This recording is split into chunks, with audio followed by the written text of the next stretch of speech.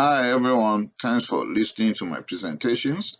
Today I'll be talking about spousal abuse, otherwise known as intimate partner violence, and I'll be focusing on medical aspects of that. I know that YouTube is against violence. I am 100% against violence. But when there is partner violence, how do we handle it as medical practitioners, the doctors, the nurses? So, my presentation will be on the roles of doctors when it comes to spousal abuse, and I have put up about 95 points to go through. In other words, I am here to help the victims. With that in mind, let's go on. It's also called intimate partner violence. When it comes to spousal abuse, confidentiality is the key from the onset. So, the health practitioners should please assure the victims of confidentiality. With that, they'll be able to open up to tell you everything that must have happened before the presentation. We need to demonstrate empathy, but remember, there is ethical limit, or else there'll be stories against you. The presentation might not be direct. Hardly will any woman or man walk to your clinic and tell you, oh, my spouse hit me. No. Most of the times, the presentation will likely be in 14 different ways. It's either they present with headache, insomnia, that is difficulty sleeping, signs of depression, irritable bowel syndrome signs and symptoms, chronic pain, wife presenting with the husband or husband presenting with the wife, husband trying to answer all the questions, or the victim blaming himself as the one who didn't do well, or you've seen bruises on the face, head, arms, or in concealed parts of the body, or the affected individual is feeling shy, intimidated, and you might be dealing with paucity of words because the victim might not be forthcoming, might not be speaking so fluently about it.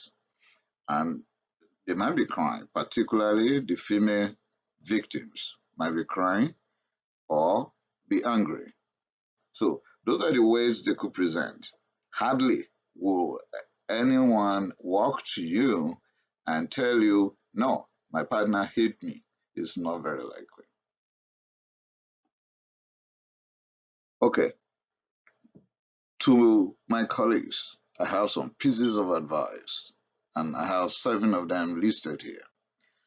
Please, if the husband has come with a wife and the husband is the perpetrator and the wife is the victim, I've said if because it could happen both ways, but more women are victims compared to men. So wisely send the husband to the reception or ask the wife for x-ray and leave the room to meet the wife at the x-ray room. Empathize, but remember the ethical limit, particularly with the opposite sex. Be non-judgemental. Don't blame. Oh, it's your fault. You should have done this, you should have done that. No, we should not add salt to the injury. Don't use words to discount the story. Words like he claims or she claims, or he assumed or she assumed. Don't set time limit to interact. Know why? The story may be short or it may be long. And make the assurance that you are going to keep everything you've been told confidential. So assure the victim of confidentiality. Epidemiology. 5 points here. It's happening in all socio-economic classes. So not the poor, not the race. It's happening in all races and ethnicities. So not blacks, not whites, not Asians, not Hispanics, not no particular religion or the other one.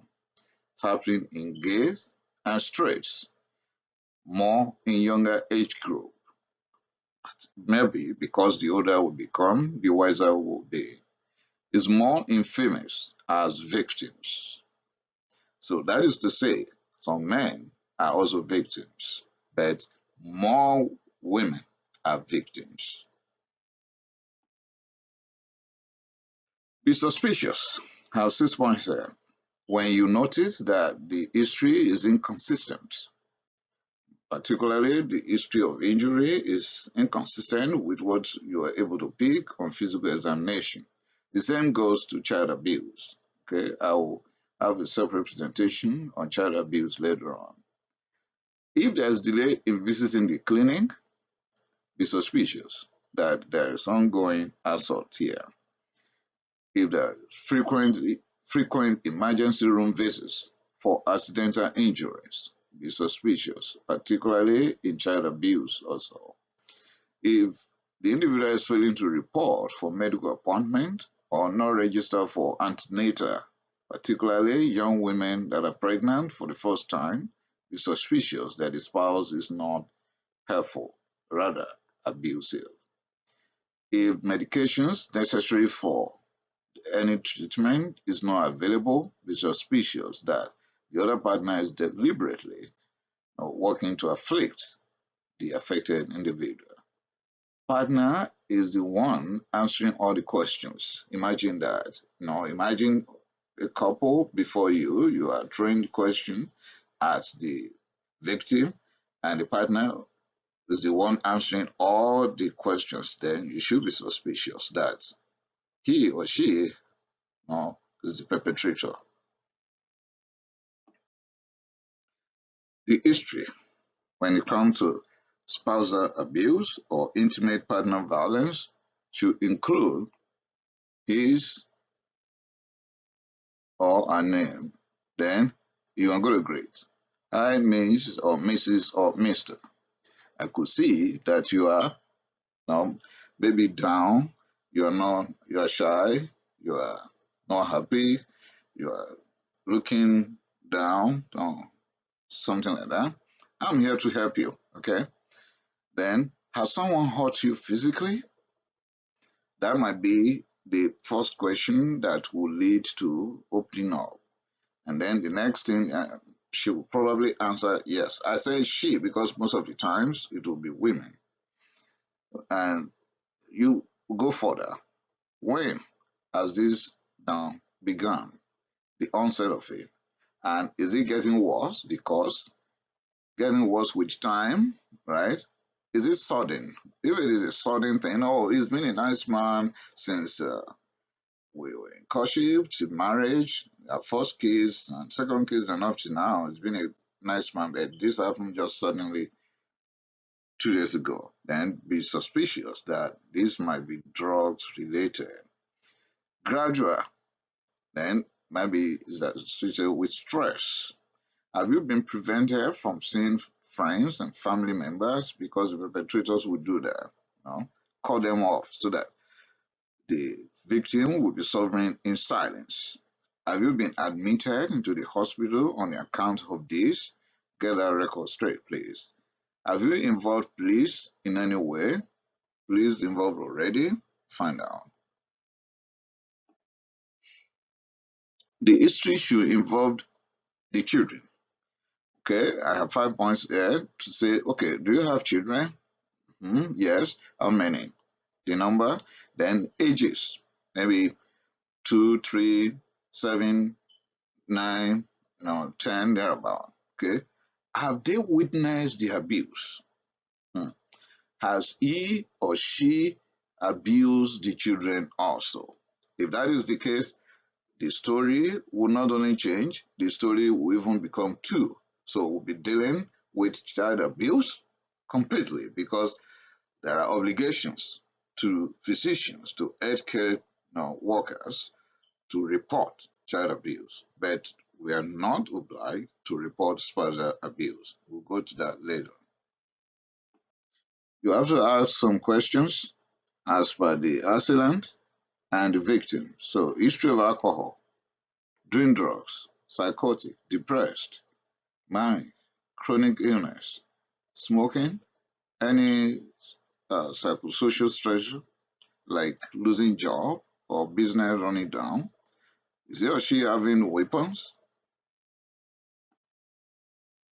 Any emotional abuse, physical abuse? Have you told friends and family members? Have you been prevented from working? Suicidal in the victim and the assailant, homicide, post-traumatic stress disorder, anxiety or panic disorder, eating disorder, sexual abuse, or financial abuse. Okay, physical examination will involve about 8 points. Make photographs showing the face. And you know the reason for that, just to be sure the complainant is the true wife of the assailant or the husband of the assailant. So you sketch and then get x-ray as may be necessary based on your judgment anyways, and do general physical examination. Please get a chaperone, particularly if you are dealing with opposite sex. Other tests as may be necessary based on your judgment, and if you suspect sexually transmitted infection, have high vaginal swab, microscopy, culture and sensitivity done. And you can even screen for HIV and hepatitis B.